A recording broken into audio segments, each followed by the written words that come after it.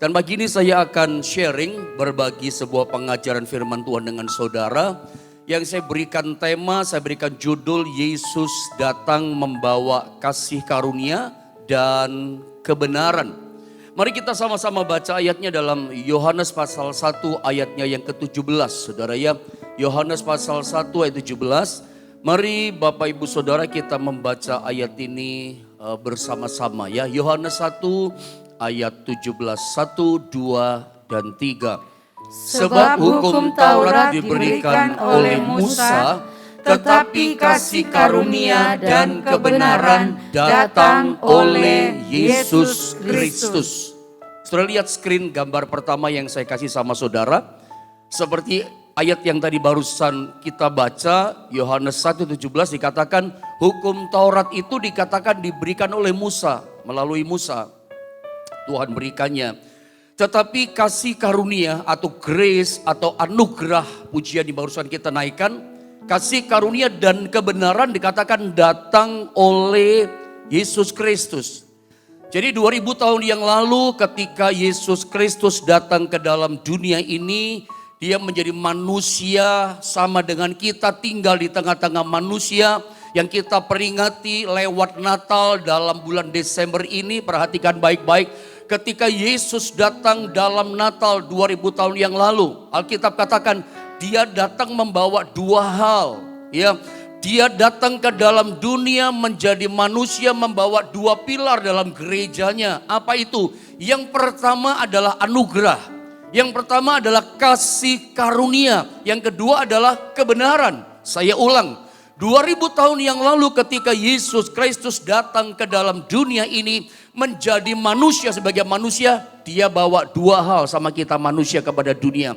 Yang pertama dia bawa kasih karunia atau anugerah kita menyebutnya. Yang kedua bawa kebenaran. Nah perhatikan ini saudara ya, perhatikan gambar berikutnya. Anda mesti paham bagian ini ya. Dengan datangnya dia membawa yang namanya kasih karunia dan kebenaran, yang terjadi begini sesungguhnya. Anda mesti paham di titik ini. Saya mau pagi ini saudara dan saya, kita semua mengerti ini, memahami ini. Ketika dia membawa dua hal kasih karunia dan kebenaran, yang terjadi begini. Tuhan memindahkan ya semua persoalan urusan kehidupan manusia dan semua persoalan dosa yang ada dari regulasi hukum Taurat kepada satu pribadi, yaitu dirinya sendiri. Dalam diri Yesus ada kasih karunia dan kebenaran, dia bawa sodorkan pada dunia ini. Maka yang terjadi begini, ketika dia datang dalam dunia bawa dua hal ini, kasih karunia, anugerah dan kebenaran, yang terjadi begini, itu semua pindah. Regulasi hukum Taurat dari yang namanya urusan dosa manusia, masalah-masalah manusia, berpindah semuanya kepada pribadinya Yesus sendiri. Saudara, kalau bicara hukum Taurat, urusan dosa, urusan masalah manusia, berat loh. Mata ganti mata, ada tahu itu. Gigi ganti gigi, lu tonjok gigi, gigimu tak tonjok gitu. Makanya kalau hukum Taurat berlaku sekarang, waduh banyak orang buta kayaknya, mata ganti mata. Ingat ada satu ayat firman Allah yang berkata begini kepada kita. Lebih baik masuk sorga dengan yang tangan yang putus begitu ya. Satu tangan daripada dua tangan ya. Tapi kemudian masuk neraka. Karena kalau orang berdosa, tangannya berbuat dosa, potong tanganmu. Ya, tangan potong tangan, mata ganti mata, gigi ganti gigi. Itu peraturan dalam hukum Taurat. Saudara ya. Itu yang terjadi, tapi Yesus itu menggenapi hukum Taurat. Dalam dirinya dia bawa dua hal, paham dalam Natal. Kasih karunia dan kebenaran. Makanya ada satu mungkin semacam peribahasa rohani atau pepatah rohani kalau ada lihat di screen saudara. Kekristenan itu dikatakan di bawahnya ya, tanpa kehadiran Yesus, peribahasa katakan adalah kegilaan. Saya cuman mengangkat saja ini. Itu kan semacam peribahasa rohani. Waktu saya belajar sekolah kitab ada muncul kata ini. Bahwa tanpa kekristenan, hidup Kristen kita tanpa kehadiran Tuhan, tanpa dia Immanuel datang ke dunia, ada bersama kita, beserta kita, hadir di tengah-tengah manusia. Maka ya semua jadi kegilaan. Yang terjadi seperti itu, mata ganti mata, Gigi ganti gigi, kalau perlu tangan berbuat dosa, potong tangannya. Habis semua. Tapi begitu dia datang dengan namanya kasih karunia, dia tawarkan kita hidup dalam kebenaran, maka semua regulasi berpindah kepada dirinya sendiri. Berpindah kepada hukum yang namanya kasih karunia dan kebenaran.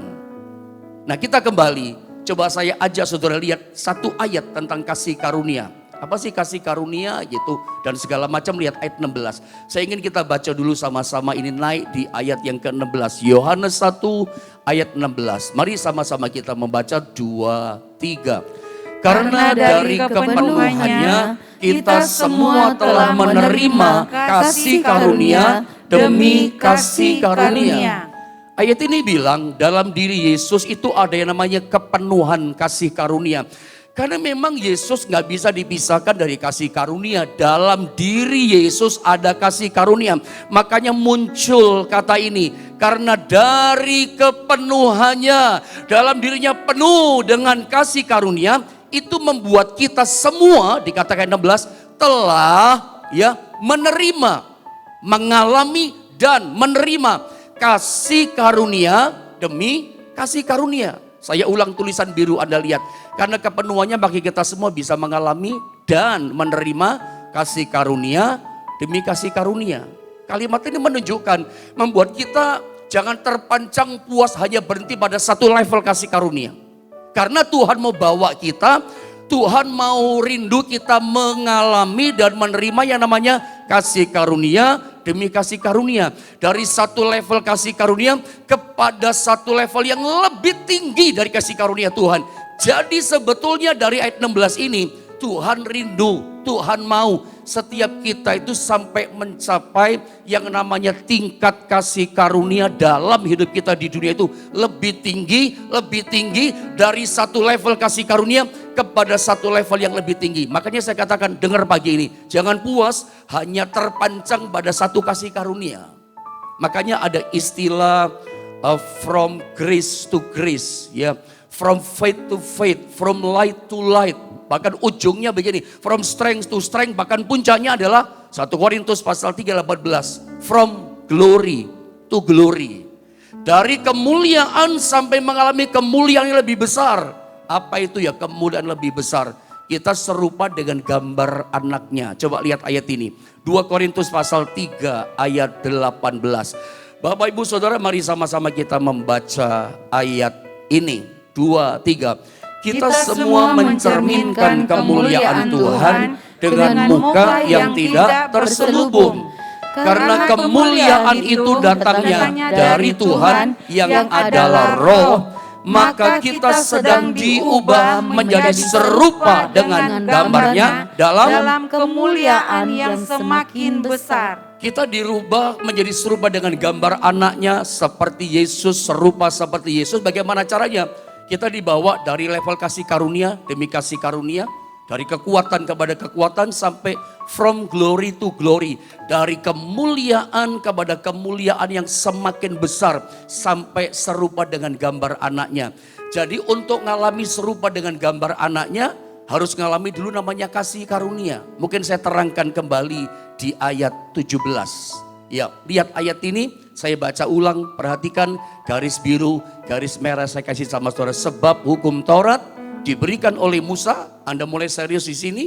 Tetapi kasih karunia, ada garis merah, dan kebenaran datang oleh Yesus Kristus. Saudara perhatikan, ada kata dan garis merah. Kasih karunia dan kebenaran. Kata dan ini menunjukkan artinya begini. Kasih karunia itu tidak sama dengan kebenaran. Ya, kata dan itu mengartikan, menunjukkan kepada kita kasih karunia itu memang bukan kebenaran, memang beda kok.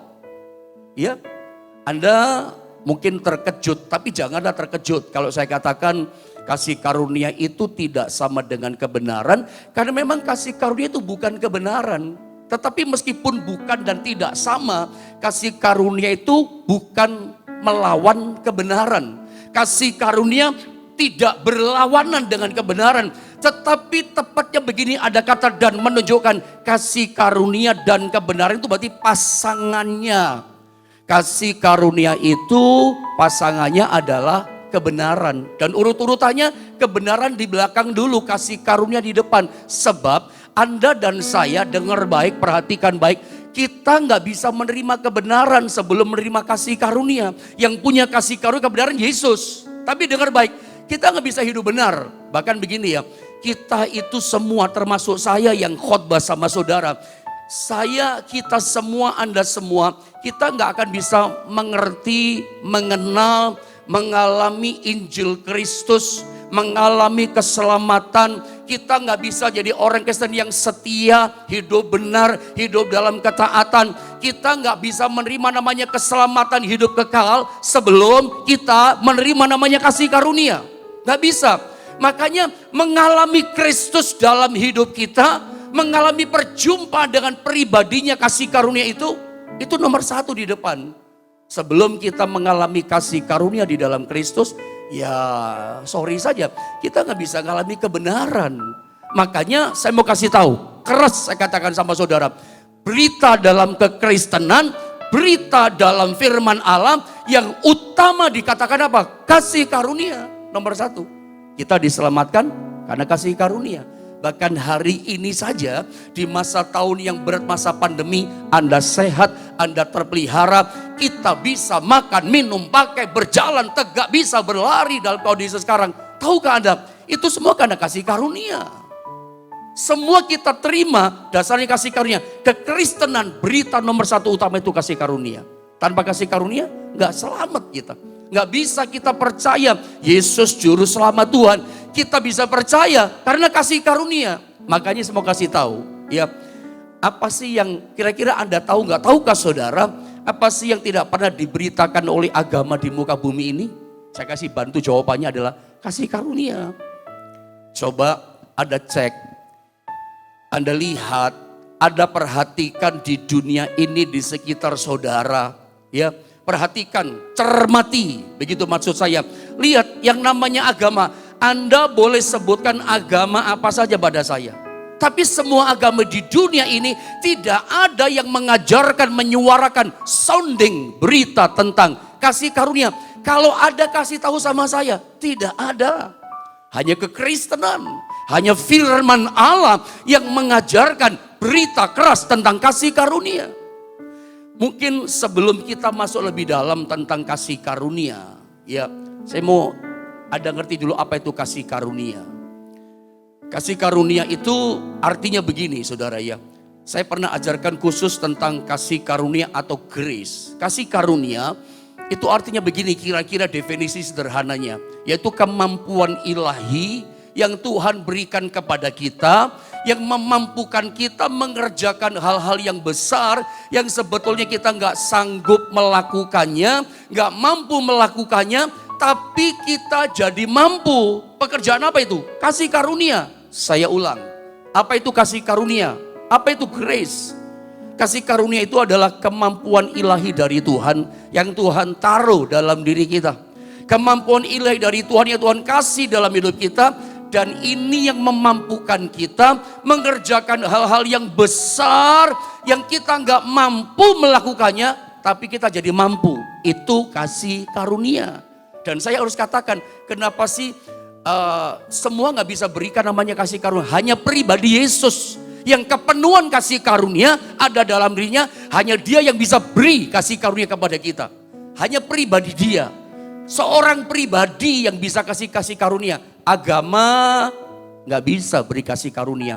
Hukum, peraturan, organisasi, gereja, apa saja tidak bisa memberikan kasih karunia. Saya ulang, kasih karunia itu hanya bisa diberikan oleh seorang pribadi. Contoh yang paling sederhana, bicara tentang kasih karunia yang nggak bisa jadi bisa. Itu yang bisa beri hanya seorang pribadi loh. Contohnya misalnya begini. Coba Anda lihat gambar ini ya. Ini orang kerja. Maafkan. Misalnya Anda kerja sebagai karyawan. Ikut orang. Seseorang kerja ikut orang sebagai karyawan pegawai. Perjanjian perusahaan misalnya. Biasanya begitu ya. 1 tahun dikasih cuti sama perusahaan 12 hari misalnya. Tapi tanpa disadari dengan berjalannya waktu ya 1 tahun belum selesai, 12 bulan belum akhir. Tapi ternyata tanpa disadari 12 hari cuti sudah diambil semua sama karyawan ini. Ya, tetapi tiba-tiba ada terjadi sebuah insiden. Ada keluarga dekat dari karyawan ini yang sakit keras gitu misalnya. Dan ternyata keluarga dekat ini adalah mungkin seorang omnya atau pamannya yang merawat dia sejak kecil. Lagi sakit keras, parah di rumah sakit. Maka karyawan ini pengen minta cuti 3 hari karena lokasi tempat daerahnya jauh. Misalnya di Jombang, misalnya mau ke Manado, kan jauh banget tuh. Butuh waktu minimal 3 hari kan. Karena perjalanan saja udah berapa gitu saudara ya. Walaupun naik pesawat, butuh enggak 3 hari lah minimal. Orang ini butuh waktu 3 hari gitu. Tapi jatah perusahaan sudah habis. Bagaimana caranya karyawan ini supaya dia bisa cuti, minta cuti tambahan 3 hari.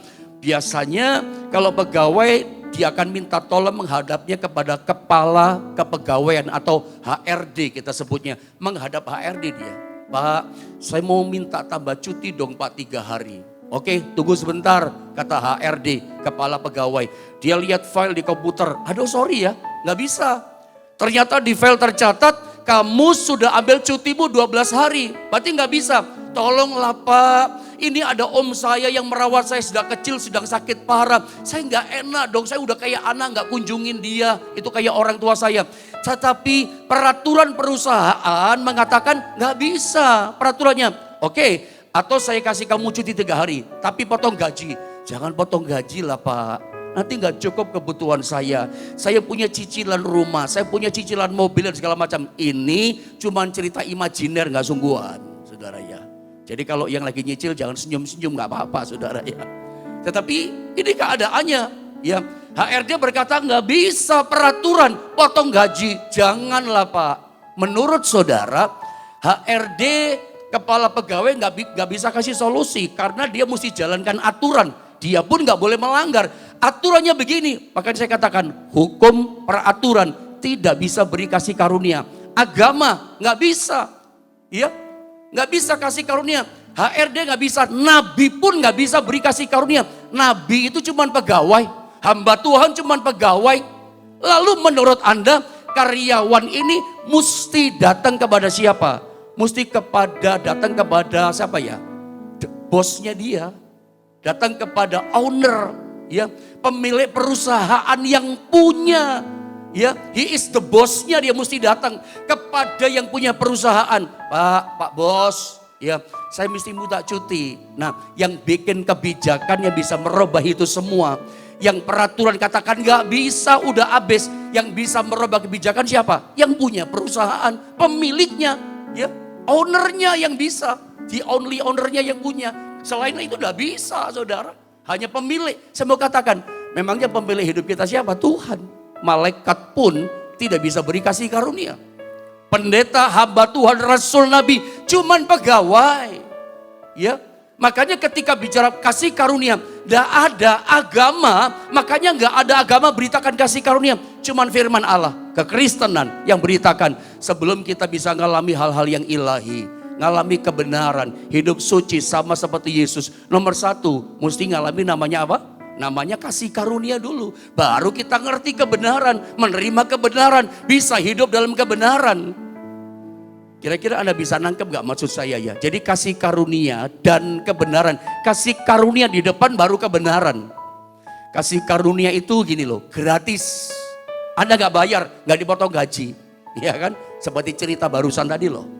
Kasih karunia dari Yesus itu gratis, Anda gak usah bayar. Tetapi hidup dalam kebenaran, hidup dalam ketaatan, sampai ngalami namanya mujizat segala macam. Itu saya rasa ada bayar harganya loh. Satu contoh ya, gratis tuh begini kasih karunia. Contoh yang paling sederhana hari-hari kita. Anda masih ingat kita semua termasuk saya ketika kita masih remaja, masih muda. Umur 13 tahun, 14 tahun, 15 tahun, 16, 17 tahun. Masih muda remaja. Ingat masih muda dulu gak ada sakit badan ini. Wah strong, kuat. Kena hujan, kena panas gak apa-apa, masih muda. Makan apapun gak masalah. Saya belum pernah dengar anak umur 15-16 tahun masih remaja. Misalnya contoh makan sate kambing. Habis makan sate kambing makan gulai kambing. Makan babi hong, makan cukyok, terus makan duren. terus misalnya minum kopi atau minum apa, terus kena stroke. Belum pernah denger ya anak 15 tahun kena stroke. Ya, sehat saja dia, makan durian, makan babi, makan kambing, sehat. Loh, itu kasih karunia, Pak. Dulu waktu masih muda sehat, makan apa saja. Kolesterol nggak naik, triglycerid normal, asam urat nggak apa-apa. Loh, itu kasih karunia waktu masih muda. Tapi ketika kita sudah mulai masuk umur 40 tahun, umur 50 tahun, Anda sudah masuk umur 60 tahun, apalagi 70 tahun. Untuk Anda bisa sehat, ya hidupnya mesti benar, makanya mesti benar. Benar itu bayar harga loh. Ya, yang kita kerjakan mesti benar. Sorry ibu-ibu, wanita-wanita. Waktu kamu sekolah masih SMP Bu ya, waktu kamu masih SMA. Gak usah diet gak apa-apa. Ya, makan banyak tetap aja langsing. Oh, itu kasih karunia. Tapi kalau sudah masuk 40 tahun, 30 tahun, 40 tahun, 50 tahun. Kalau makannya gak bener, wah bukan langsing, langsung saudara ya. Itulah kebenaran kan, makannya mesti bener, hidupnya mesti bener, mesti olahraga. Olahraga itu bayar harga. Nge-gym bayar harga saudara ya. Itu contoh yang paling gampang. Ya, bahwa kebenaran itu bayar harga. Tetapi kasih karunia free, gratis Tuhan kasih. Makanya sebelum kebenaran, kasih karunia dikasih. Anda gak bisa mengalami hal yang ilahi. Sebelum kasih karunia kita terima, menerima mengalami kasih karunia. Saya kasih contoh. Tentang perumpamaan anak terhilang. Ada lihat contoh ini. Lukas 15 ini ayat ya. Anda boleh baca di rumah. Kisah tentang anak terhilang. Menurut Anda yang terhilang si bungsu atau si sulung? Selalu orang katakan si bungsu, ya memang benar. Alkitab katakan dia anak terhilang kan. Tetapi sebetulnya terhilang dua-dua menurut saya.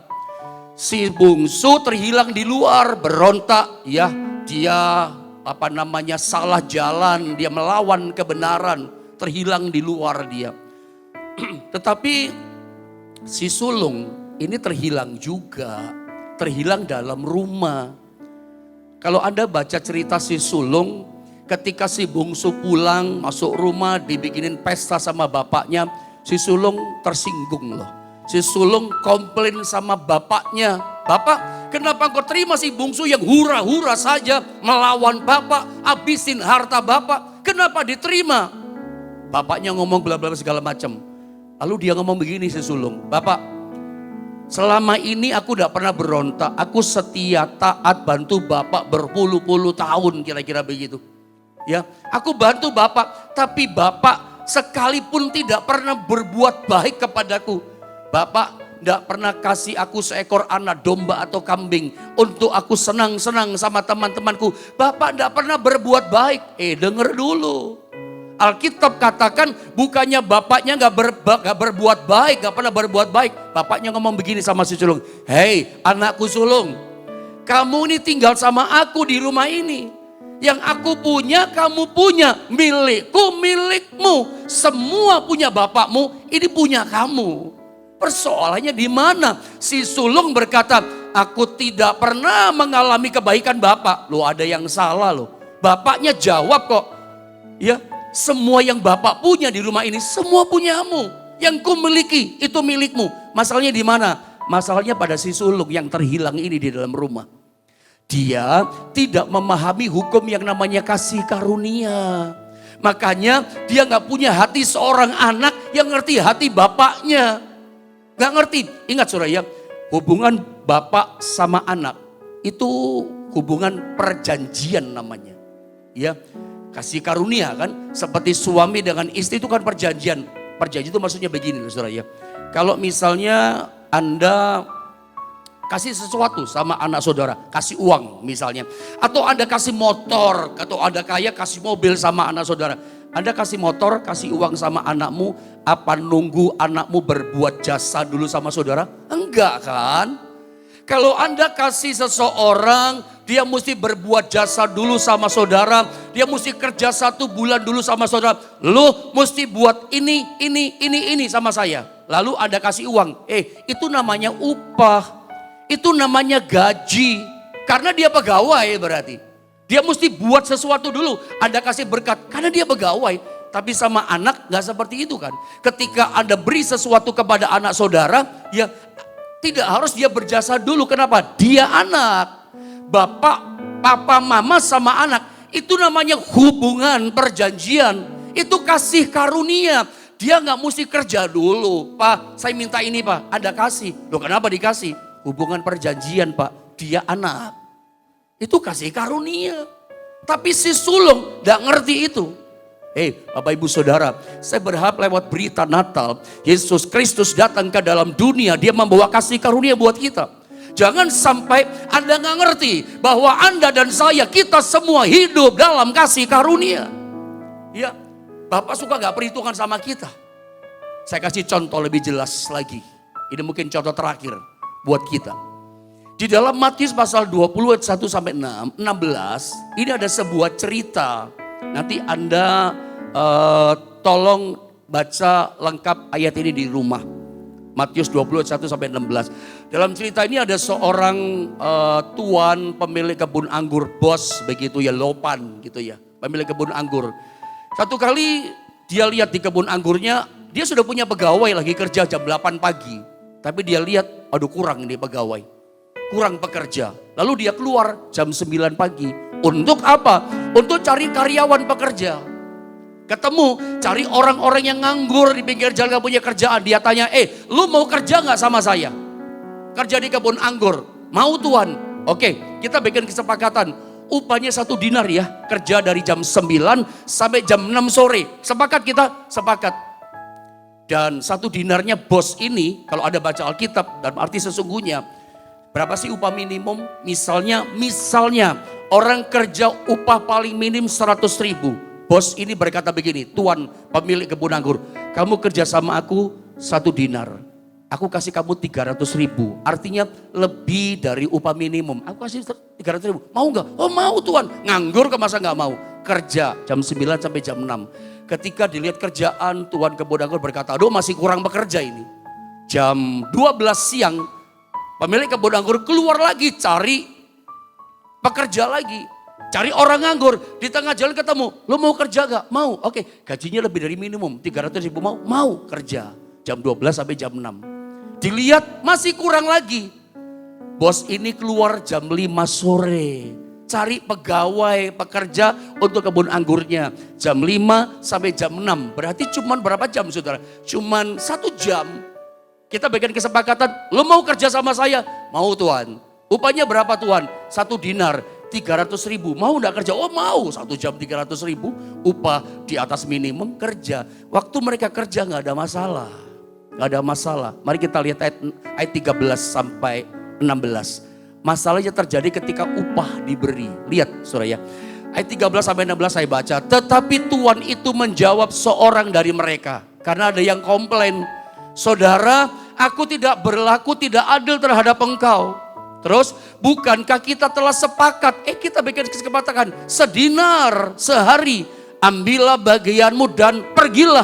Aku mau memberikan kepada orang yang masuk terakhir ini, yang 1 jam 5 sampai jam 6, sama seperti kepadamu. Tidakkah aku bebas mempergunakan milikku menurut kehendak hatiku, atau iri hatikah engkau karena aku murah hati? Bapak itu murah hati, penuh kasih karunia. Demikianlah orang yang terakhir, yang jam 5 sampai jam 6 akan menjadi yang terdahulu akan menjadi yang terakhir. Ini cerita bagus yang menginspirasi kita untuk cinta Tuhan. Jadi ketika dikasih upah, protes. Kira-kira kalau saya bawa terjemahan bebas, protesnya begini. Yang masuk jam 8, jam 9, jam 12, protes. Kami kerja 10 jam Tuhan. Tuhan, kami kerja 9 jam. Ya, yang lain berkata, kami bekerja mungkin berapa jam? Jam 12 sampai jam 6. Kami kerja 6 jam, 5 jam. Kami sudah kerjakan yang terbaik. Kenapa kami terima 1 dinar 300.000? Itu keenakan kerja 1 jam 5 sampai jam 6. Tuhan kasih dia juga 300.000 1 dinar. Ini cuma contoh upah di atas minum yang saya angkat sama saudara. Komplain mereka, Tuhan main-main sama kami ya. Tuhan gak adil memperlakukan kami. Tuhan menipu kami. Pasti marah dong tuannya. Stop, tunggu dulu. Siapa yang tipu kamu? Siapa yang tidak jujur? Siapa yang mempermainkan hidupmu? Aku mau kasih yang kerja 1 jam, 1 dinar 300, itu urusanku. Aku yang punya hak. Memangnya aku menipu apa? Memangnya aku merugikan kamu? Aku mengambil uangmu? Atau apa? Kata bos ini. Ya, aku yang punya perusahaan ini, kebun anggur ini. Aku mau kasih dia 300.000 1 dinar, itu urusanku. Ya, kamu tahu nggak kenapa aku kasih dia 300.000? Sebab aku suka sama dia. Ini yang saya suka ajarkan sama saudara. Pagi ini pun saya lepaskan kembali. Kalau saudara ingin menerima kasih karunia yang limpah dari Tuhan. Padahal ada merasa begini, saya masih baru loh pendeta percaya sama Tuhan. Tapi semua kita hidup dalam kasih karunia. Saya belum bicara kebenaran nih saudara ya. Saya masih bicara tentang kasih karunia. Saudara mau nggak menerima upah seperti orang yang kerja 1 jam? Ini namanya orang terima kasih karunia. Dan kasih karunia itu hanya bisa diberikan oleh seorang pribadi. Siapa namanya? Yesus namanya. Tuhan pemilik kebun anggur, itu bicara pribadi Yesus. Makanya saya suka bilang sama saudara, buat Tuhan punya alasan, bahwa Tuhan punya alasan mau menolong saudara, mau memberkati saudara, mau kasih berkat sama saudara. Saya ulang, buatlah Tuhan punya alasan, bahwa Tuhan punya alasan mau gerojokin saudara dengan kasih karunia. Bikin alasan, bikin Tuhan suka sama kamu. Kalau hidup kita bisa membuat Tuhan suka, jatuh cinta, sayang sama kita. Oh, kasih karunia dari Tuhan pasti diberi sama kita. Natal itu gak bisa lepas dari kasih karunia. Dia datang menawarkan, ini aku beri kasih karunia kepadamu. Saya ulang, tanpa kasih karunia Anda gak bisa mengenal Injil keselamatan. Tanpa kasih karunia saudara gak bisa mengalami hal-hal yang ilahi. Hal-hal yang kita nggak mampu kerjakan. Kita suka kaget-kaget. Saya pun pendeta hamba Tuhan yang menggembalakan saudara setiap hari. Ya, dengan firman Allah saya kasih makan saudara. Saya gembalakan dengan firman saudara setiap hari. Saya pun suka kaget-kaget loh dengan Tuhan. Terpesona. Tuhan itu baik. Tuhan itu luar biasa. Hal-hal yang aku nggak mampu kerjakan. Itu bisa dilakukan karena pekerjaan kasih karunia. Akhir tahun ini kita butuh kasih karunia. Sampai masuk tahun depan yang baru 2022 kita butuh kasih karunia. Karena kasih karunia itu yang memampukan kita mengerjakan hal-hal yang besar yang kita gak mampu. Tapi mampu. Saya gak tahu apa keperluanmu, apa kebutuhanmu, apa persoalanmu. Tapi saya mau katakan Tuhan sodorkan kasih karunia-Nya. Mau terima kasih karunia, bikin Tuhan suka sama saudara. Sederhana kan? Pagi ini saya menyodorkan hal yang sederhana kepada saudara. Kuncinya cuma satu kok. Supaya kasih karunia mengalir dalam hidup kita. Buatlah Tuhan suka sama saudara. Dengan cara hidupmu, ketaatanmu, kesetiaanmu, bikin Tuhan suka. Nggak masuk akal kerja 1 jam dapat upah yang sama. Ya. Yang terdahulu jadi terkemudian. Yang terkemudian di belakang jadi terdahulu. Orang tidak punya nama, tidak dikenal. Tapi tiba-tiba kok dia jadi hebat luar biasa. Itu pekerjaan kasih karunia. Dan saya berdoa pagi ini kasih karunia Tuhan lewat berita Natal dicurahkan dalam rumah tanggamu, dalam hidupmu, bisnismu, dan usahamu. Buat Tuhan punya alasan untuk dia boleh melawat dengan kasih karunia dalam hidup kita.